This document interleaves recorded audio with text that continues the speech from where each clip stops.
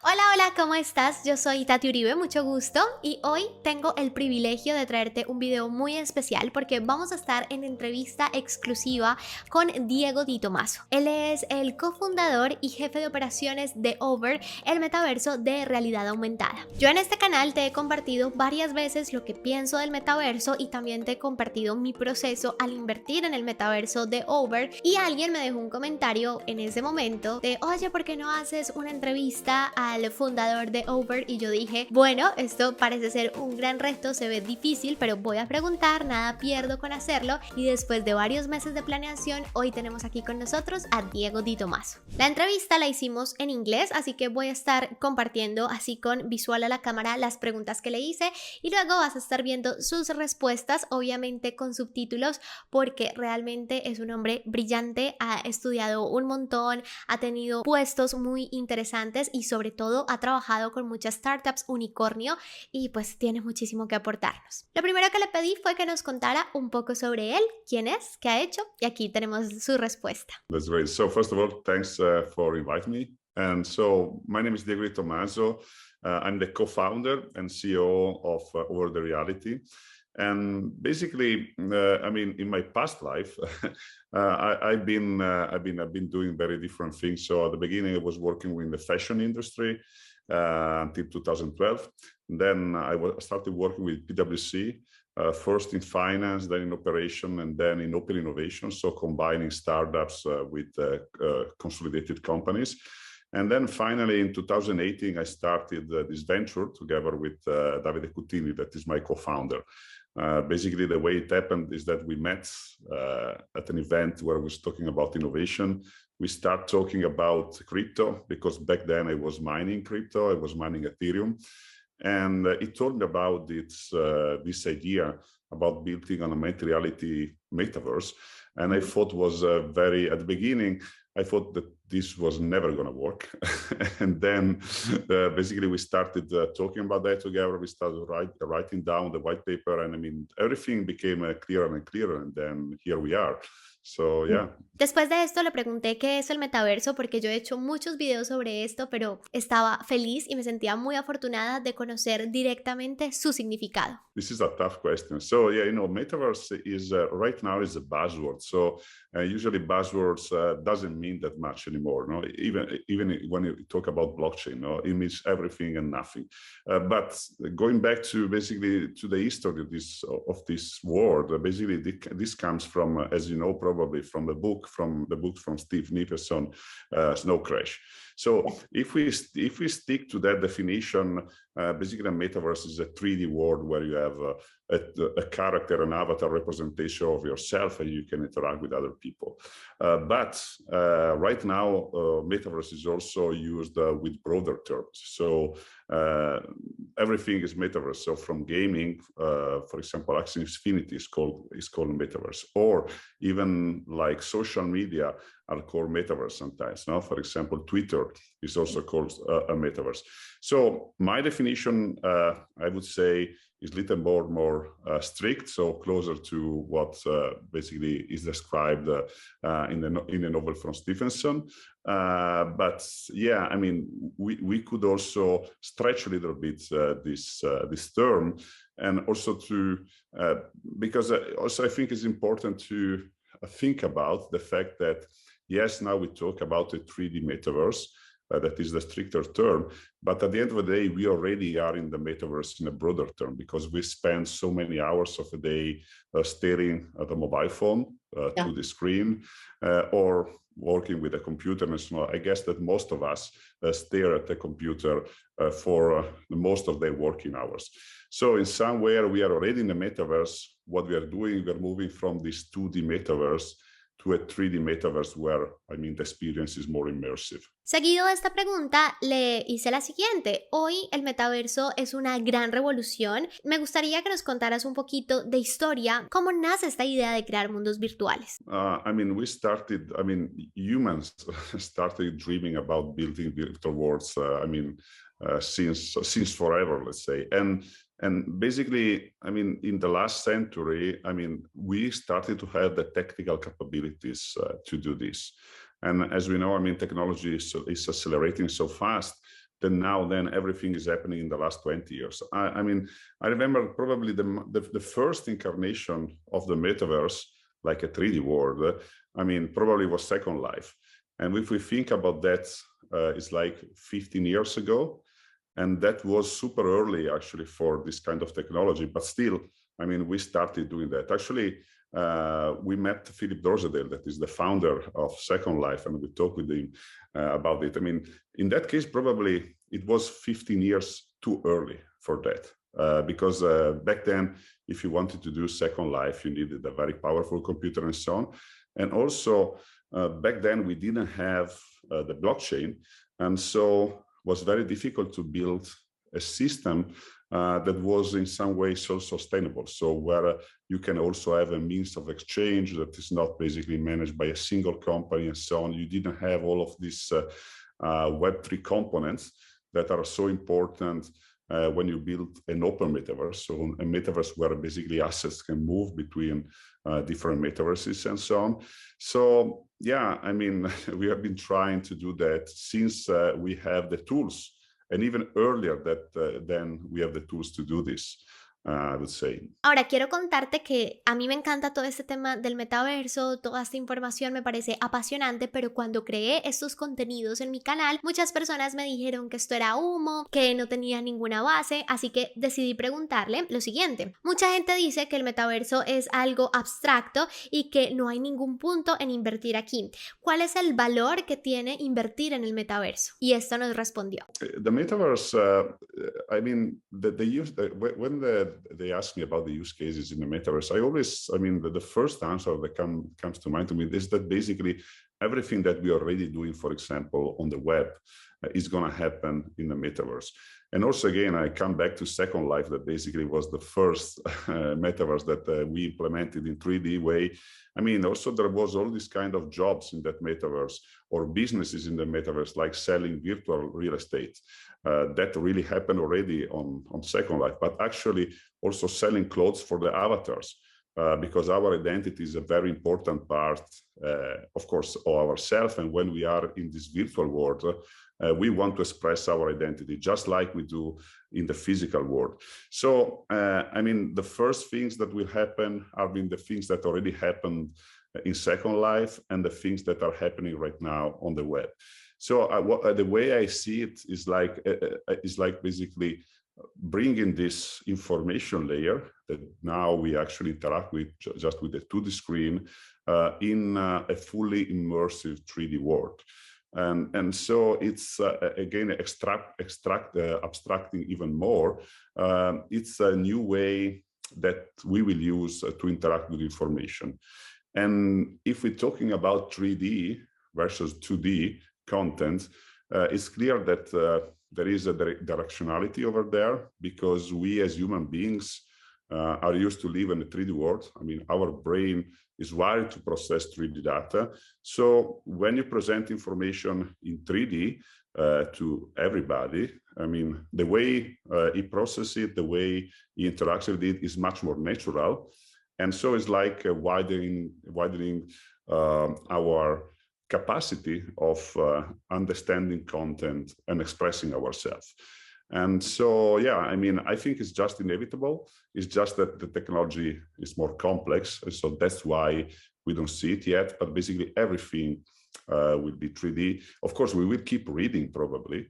But for the rest of the content, even, you know, if you think, for example, about product displaying, you see that Apple is taking so much effort to showcase you the new iPhone or the new Apple Watch in augmented reality. Why they do that? Because I mean, the emotion that you get from seeing an object that is merged with the physical world is totally different from seeing the same object on the 2D screen. Just because, I mean, your brain has the illusion that actually the object is there, so it has like a better perception of the object itself. So, I mean, everything that can be represented as an object will actually be presented in the 3D in the future with VR or AR. And actually, we expect, especially with AR. I think that also this idea is very similar to what we see. Again, I always come back to the web. And so in the early 2000s, I mean, everybody say, what do we need the metaverse for? I remember there was a famous interview to Bill Gates, where the interviewer was saying, look, everything that you're doing, we are already doing with newspapers, with, radio, video on TV, and so on. No? So, I mean, right now is not so, not everybody sees the value in this because everybody can say, yes, we already have the web, we already have so many mediums that we use every day. But I mean, we usually underestimate how fast these things happen. For example, if you think about us, also the way we interact right now with smartphones, just 10 years ago, it was impossible to think that we would have been staring to these devices on average on 6.5 hours per day. So, I mean, there is a value, of course, in this metaverse. And it's very similar to the value that basically was created with the web. So there is a lot of noise at the beginning, like it was in the web, but clearly there is something here. And so being early is very important. Of course, it doesn't mean that every project will succeed. It's like, a startup world. For example, in the web, there were many websites that basically became valueless after like the dot-com bubble. But the important ones, became a very, very important part of our life. So as we move from this 2D metaverse, so again, from this internet, from this 2D social media to a 3D world, it's quite clear to me that this needs to have a value, just because we basically spend a lot of time in terms of attention in this new world. Ahora, entendiendo que también hay muchos metaversos y que uno de ellos es Over, con el que yo tuve pues mi contacto de inversión, le pregunté como, cuéntanos un poquito sobre Over, ¿cuál es su diferencial como metaverso? The biggest first difference is that we are an augmented reality metaverse. So instead of using VR or these exclusive locations, our goal, our vision is to actually merge, combine the physical world with the virtual world. So first of all, the lens that we are talking about, so the locations where you publish content, the first ones, most common metaverses that we see right now is in total virtual locations, while in our case is in the physical world. So our goal is not really using VR, but using augmented reality. At the same time, sometimes people is confused because also they see on Over, they see also virtual reality. We also support virtual reality because for us technologically, it's kind of not so different, so we do, but our main goal is really augmented reality. And why is that?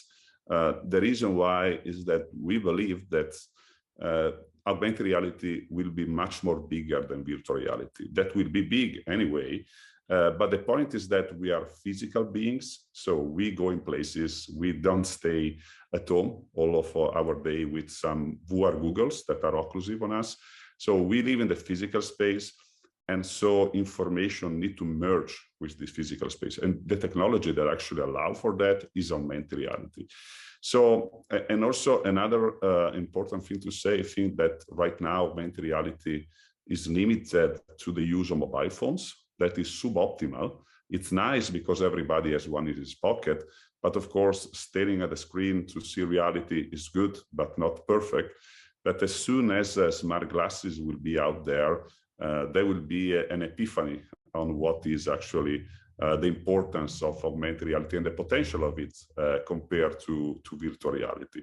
So to try to say it again in a few words, the big difference that we have with Over compared to other important metaverses like the Sandplant and Sandbox is actually the fact that we are fully focused on augmented reality and not in virtual reality. Y finalmente le pregunté que si cualquier persona podría invertir en el metaverso o si recomendaba una preparación previa para hacer una inversión debido a su complejidad, y esto nos dijo. I always recommend people to have education about things they invest in, because at the end of the day, we are talking about money, and it's never nice to, invest in something that they don't understand. So yeah, definitely they should look at our project before deciding on investing on it. But the good part is that there is many nice access points to our metaverse. So yes, it's an abstract concept, but at the same time, you can start understanding what it is playing with our app, where you basically can have a feeling on what this augmented reality metaverse is. So if you want to participate in an ecosystem, so the first thing is downloading the app, trying experience, seeing what's happening, what you can do. For example, you can participate to one of our treasure hunts in augmented reality. We rebuilt basically a game like Pokemon Go in the metaverse in the open metaverse, so in the metaverse powered by the blockchain. So in that case, you can play that game and, for example, earn tokens or NFTs from other projects we are partnering with. Like, for example, we just partnered with Sandbox for one of these treasure hunts. And so the first thing, try the product, see if you like it, if it's something that for you makes sense. And then coming from that, you can decide to buy the token or invest in the land if something is something that makes more sense to you. And if you are like somebody that has some skills, for example, is a creator, 3D creator and so on, the best thing is also if you can build over this metaverse. That also for us is another very important, because part of this ecosystem. So one, of course, is the final user, but also, we are also looking for creators. So right now we have 3,500 creators that build 13,800 experiences. They publish content on this metaverse. But we welcome them, and also we have competitions for them. So there are many different approaches that you can take to get to over. But yes, really, first of all, try the product, see if you like it, and then depending on the kind of interest that you can have in this platform, take your part of it. Y bueno, esto ha sido todo por el video de hoy. Un agradecimiento muy especial a Diego Di Tomasso por acceder a estar en el canal, a concedernos esta entrevista. También un agradecimiento especial a Gianluca, quien es la persona con la que tengo contacto y me permitió ser el puente para tener esta entrevista y traértela aquí en exclusiva. De todas formas, recuerda que aquí en mi canal tengo varios videos sobre Uber, donde te explico más a detalle qué es, donde te muestro cómo hice mi inversión en el metaverso de Uber. Y pues no sé, siento que la economía está evolucionando, que a veces hay cosas que de entrada nos parecen muy abstractas, muy rayadas, como que nos rayan la cabeza, pero al estudiarlo, al profundizarlo, tenemos la opción de tomar decisiones si realmente nos gusta, nos interesa, o si seguimos creyendo que no es tan relevante. Yo por mi parte me di a la tarea de estudiar un poco más el metaverso y me enamora, me parece encantador. Creo que hay un montón de oportunidades y es acostumbrar nuestro cerebro constantemente a detectar oportunidades donde otros simplemente ven cosas sin sentido. Así que no siendo más, yo me despido. Muchísimas gracias por estar aquí. Cuéntame en los comentarios qué tal te pareció. Si tienes alguna duda para Diego, de pronto nos pueden ayudar a responderla, si no es muy conchudo de mi parte. Y si te gustaría que tuviera más invitados en mi canal, hace poco hice una encuesta preguntando qué te gustaría que mejorara de mi canal, y pues estoy tomando todas esas recomendaciones para mejorar, para seguir innovando, y esta entrevista hace parte de ese proceso de innovación. No siendo más, yo me despido y tú y yo nos vemos muy pronto. ¡Chao! ¡Mua! Tú eres mi tesoro, por eso te cuido, así te soñé. Siempre que me levanto a tu lado, me siento cada vez más enamorado.